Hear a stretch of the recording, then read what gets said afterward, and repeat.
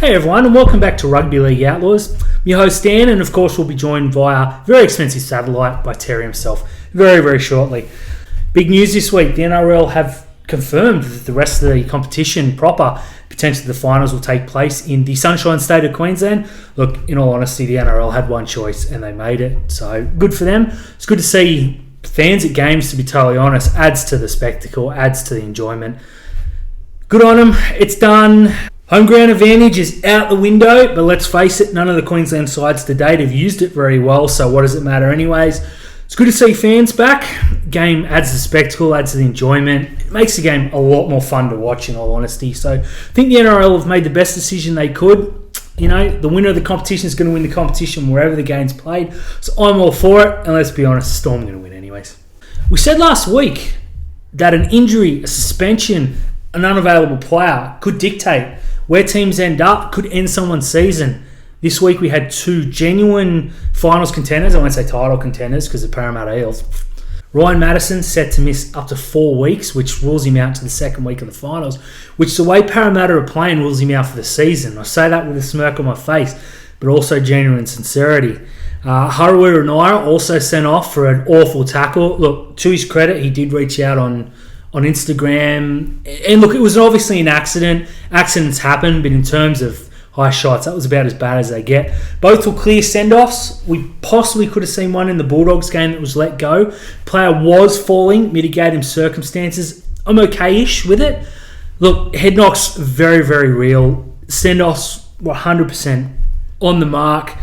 Madison and Harawira Naira, for all intents and purposes, seasons are over. So, most importantly of all, though, Dan's Supercoach officially gone, skis. Dan, the Parramatta Eels, they are gone, right? They are gone. They copped 50 on the weekend from Manly, and you know it was a quiet turbo game compared to what we're normally expecting. He only scored 1 try. Yes, he had 5 try assists, but I thought there were players that, like Daly Cherry Evans, had the ball on a string, for example. I think there's lots of issues at Parramatta right now, and it's playing out in the media. They're always saying that there's issues with Mitch Moses around and his attitude and the forward pack. They fire themselves up and overwork themselves during the week, and then they don't have enough puff for the weekend. The latest is Clint Gutherson's $1 million contract. Now, how that's leaked, I don't know, but it's his manager. But I don't know if it's his manager or if it's Gutho, but to come out on the eve of a big game where you're trying to consolidate top 4 and say that your client wants $1 million and that he's going to put contract talks on hold with the Eels, and the last time that he signed with them he took less money. It's not the right thing to do. These are the kinds of stories that need to break in the preseason. You got to remember that Gutherson's got another year at the Eels, so I think it was the wrong time for it to break. They're absolutely gone. Their season 2021's written off. I don't see too much of 2022 getting better for them either until they can sort out the internal structures at the club and stop these leaks into the media. It's got to stop because you can see that it really plays on the Eels. Perhaps the biggest news of all, the news that no Manly fan wanted to hear. Tommy Turbo has a fractured cheekbone. Potentially miss 1 or 2 weeks. Given the games they've got coming up, they should win these games quite handsomely. If anything, it may give him a rest until the finals, bring back a game before, get some match fitness under, but we'll see what Manly are made of in the next 2 weeks. Ruben Garrick's most likely going to have to go back to fullback, which messes up the back 3. As we've seen, they can score tries for fun and beat pretty much any team outside that 2 or 3 top few. Turbo, fractured cheekbone, that's got to hurt. He'll probably play with a mask, that's going to be on his mind. I'm not going to write Manly off just yet, but they need Turbo at 110% if they're going to push the Bunnies, the Panthers, and definitely the Storm. We saw on the weekend what they can do. They were really, really good and made Parramatta, as Terry mentioned, look amateurish, and they don't need the help. So, Tommy Turbo, on behalf of everyone that hopes Penrith and Melbourne don't win the comp, rest up, my friend. It's become official after today's results that 2 teams again are going to make the top 8 despite losing records. Right now, Newcastle sit in 7th spot with a points differential of negative 137. that really shows the gulf in talent and abilities in the top four and then the rest. Look, Newcastle are fodder. I dare say Parramatta are going to finish 5th and they're fodder. You got the Titans sitting on negative 32 differential after their result on the weekend. They're fodder. Cronulla, Gornskis. But if they make it, they've got a negative differential. Got the Raiders. It's the top four and the rest, let's be honest. Dan, let's talk about the Canterbury Bulldogs. It looks like they will be the wooden spooners now. It's not official, even though our run sheet says it is. But there's 3 games to go. They're 3 wins behind the Broncos. Their 4 against is absolutely terrible, though. So they would need to win 3 in a row and win quite convincingly, and also hope that the Broncos take a hiding here and there. Look, I think the Bulldogs have got a lot to look forward to in 2022. Matt Burton coming, Josh Adokar coming, Brent Naden, who is in really good form. But I think they're missing a lot in their spine. They don't know who's going to partner Matt Burton. They don't have a dummy half.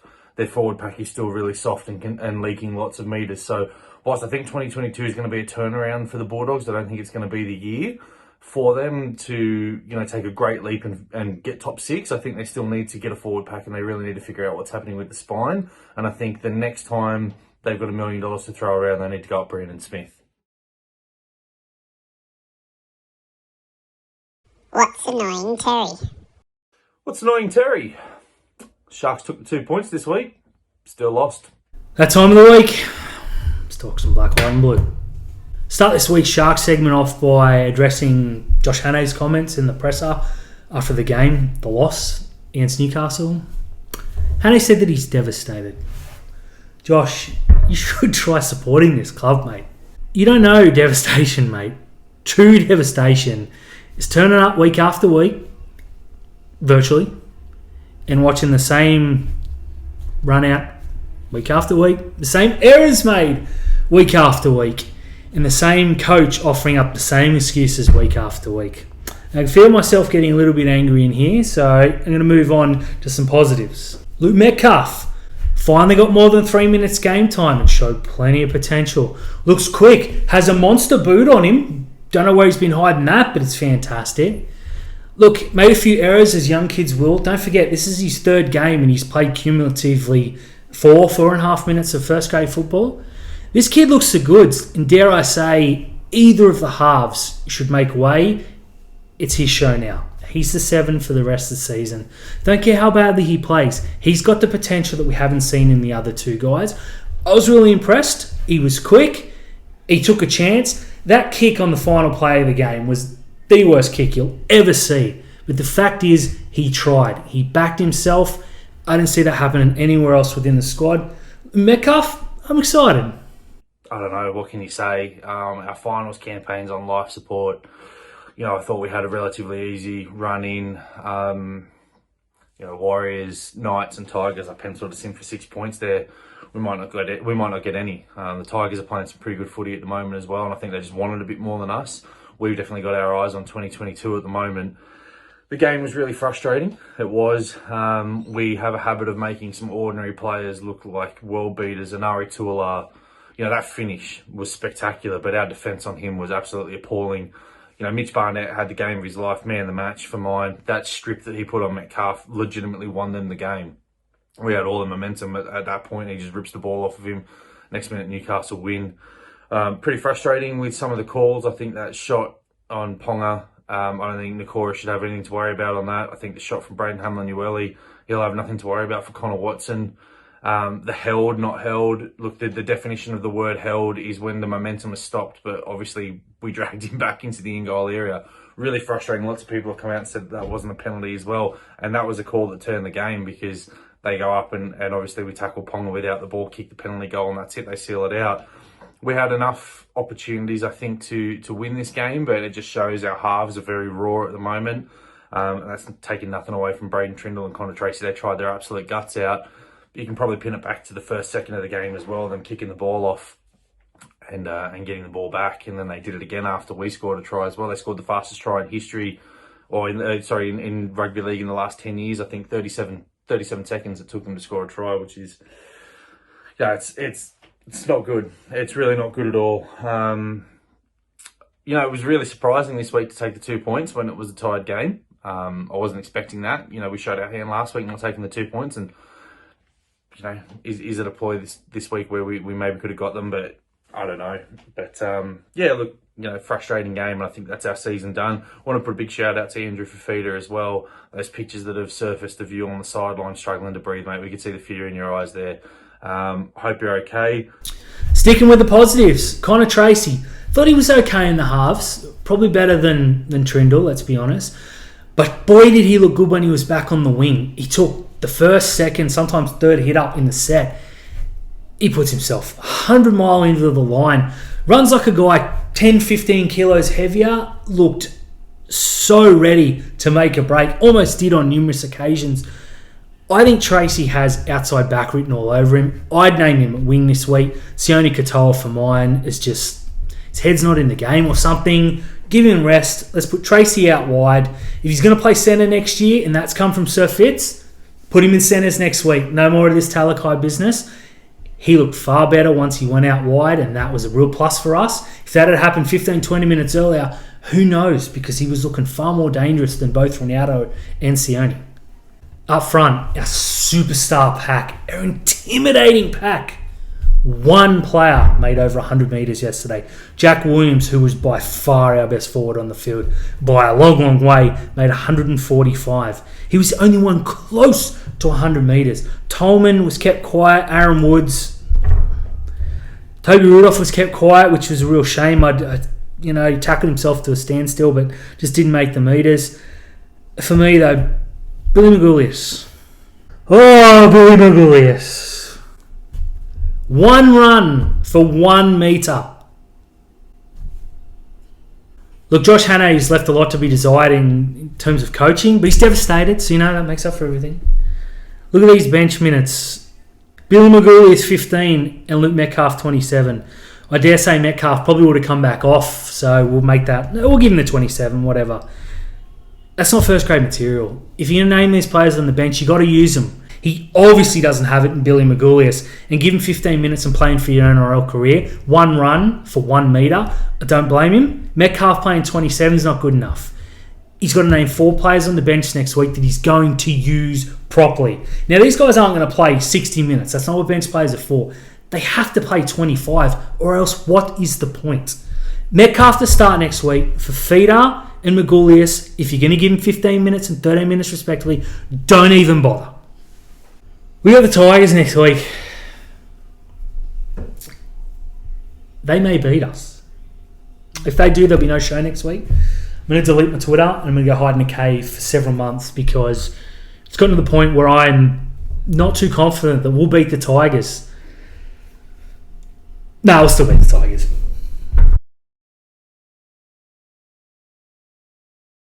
Dan, it's that favourite time of the week for us. It's Top Sport Tips. Those guys absolutely hating us. I got a perfect round this week. Pick the margins, pick the try scorers. My bank account's just absolutely flying at the moment. The guys at Top Sports have invited us back to, I don't know what they're doing. Other people must not be following us because I'm taking all their money, it seems. But the first game that I've got for you is the Titans and the Storm. Now, Jerome Hughes, will he play, won't he play? I don't really think it matters. We saw, the Titans are in the top 8. They look like they're going to be a finals footy team.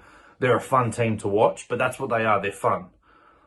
But they're not in the same category as these better teams. And Souths put 30 on them easily. Could have had 40. I think Melbourne will... Melbourne haven't been the Storm that we've expected recently, and that's what happens when you're on an 18-game winning streak. Look, they're going for 19 in a row at the moment. They've got the Roosters in their sights. They'll win this game, and I'm going to pick them to win this game 13+. Now, my boy Josh Adokar hasn't scored a try for a while, so I'm going to get him not only to score a try, but he's going to score the first try of the game as well. Kicking off Friday night's football is a pretty important game, in all honesty, as the Raiders play the Manly Warringah Sea Eagles. Must win for Canberra. There's no question they lose their Gonskis. I dare say this is must win for Manly just as much. If they don't win this game against a fringe team that's not going to play finals football, let's be honest, without Tommy Turbo, their belief levels are going to drop. There's so little between the teams at the top of the competition now, other than Melbourne, of course. The belief may be what separates the good from the really good. So, for mine, Manly still win this game, Turbo or not. Ruben Garrick's an absolute point-scoring freak. He'll score another try. Look, I can't see Canberra putting up much of a fight here. I think their season ended this weekend. Manly 13 plus to 9. Garrick to score a try. Panthers versus Bunnies, man. This is excellent. This is the game that I really, really want to watch. Bunnies 10 in a row. Panthers got their superstar halfback back. Everyone in the Panthers side now is back on deck for them, so it's legitimate joy either way. Look, the thing about winning streaks is they have to end at some time, unless you're the Melbourne Storm. I don't see that ending anytime soon. Do the Bunnies have enough to beat the Panthers? Absolutely. They've got strike all over the park. Latrell Mitchell's in great form. Cody Walker's the best player in the competition, not named Tom Trbojevic at the moment. Their forward pack is really good, but they leak a lot of points, and they leak a lot of points out wide as well, and that's where Penrith love to attack. And Matt Burton seamlessly went back into the centres and looked like the best centre in the competition on the weekend. I'm going to pick the Panthers to win this game. It's going to be a 1-12 nail-biter, but you're going to see the expertise and the class of Nathan Cleary lead the way for the Panthers in this game. This is where I'd usually make a joke about the Sharks game being the game of the round. It's not. They're playing the Tigers. Whoever loses this is officially out of the race. In terms of what I predict in this game, don't think it'll be very good, but, the Tigers are on the back of 2 straight wins. I never thought I'd say that. Cronulla are desperate to prove a point, to keep their final streak alive. Look, if the Sharks don't come out and play like their lives depend on this game, some of their careers literally do, I'd be very disappointed if the Sharks do drop this game. The Tigers, despite a couple of wins in a row, still not the team to beat, in all honesty. Sharks for mine, 1-12. I think we'll drag them down, and this could potentially be the worst game of the season, but we need victories now. I think we'll get one here. Dogs versus Knights. Look, this is going to be the game that the Bulldogs are going to get handed the wooden spoon, and it's only fair that the Knights, who the most recent team to win 3 spoons in history, hands it over to them. Look, I think the Knights are going to win this game, win it really well. The Knights have got themselves in the top 8 now in 7th. They're flying at the moment, and they need to keep winning to avoid that 8th spot, because you don't want to be 8th in the finals and have to cop either a Roosters or a Manly at the moment. Parramatta are going to finish 6th, and I'd back the Knights to beat them at the moment. The Knights will win this game. They'll win it well, 13 plus. Look, quiet game from Kalen Ponga. He pulled up a little bit lame with a shoulder complaint. Bradman Best, I'm going to pick him to score a try. Anari Tuala as well, and pick Hymel Hunt. So they're the 3 players who are going to score tries for mine this weekend. Rounding out Super Saturdays, a big game. The Eels and the Cowboys. Look, the Eels, they look on. They look shot. They need a win. I think they'll get one here. I think they'll beat the Cowboys, because the Cowboys, I think they've forgotten how to win, in all honesty. King Gutho wants $1 million. Time to start playing like it. I think he gets them home here. We'll go 13 plus, because the Cowboys, honestly, they've just run out of fight. They've run out of steam. Chad's coming next year, so that's to look forward to. Eels 13 plus. Gutho, try. Dragons and Roosters now. Look, if we were talking, the early 2010s or, the late 2000s, you're going to say this game's going to be an absolute blockbuster. This game's going to be an absolute bludger. The Dragons, their season's over and done with. They're gone. They will not make the top 8. They will not make the top 10. They are done and dusted. No Ben Hunt. You've seen that they lack direction. Corey Norman, there's too much responsibility on him at the moment. Look, the Roosters are going to win this game. The Roosters are just finding ways to win and win well and win comfortably. The other thing as well for the Roosters, they have to keep winning. They're 4th now. They want the second bite of the cherry. I don't think it will really matter. But, look, I'm going to pick the Roosters to win this game 13 plus, and I'm going to pick Joey Manu for a double. The game of the round, the Broncos and the Warriors. I say that with jest, of course, but the Broncos played pretty well on the weekend. Warriors coming off a couple of back-to-back victories. This could be fun. I'm really looking forward to seeing what Reece Walsh does to his old team. Brisbane fans are rightly very upset that the club let Walsh go a year earlier than they had to. They could really use that kid right now. They need a superstar fullback. In terms of result, I think the Bronx might just... Well, they're going to lose, let's be honest. I'm trying to build suspense. Warriors 1-12 for mine. Fanua Blake is in red-hot form at the moment. But for me, Reece Walsh is going to score a double in front of Brisbane fans and remind them what they're missing out on.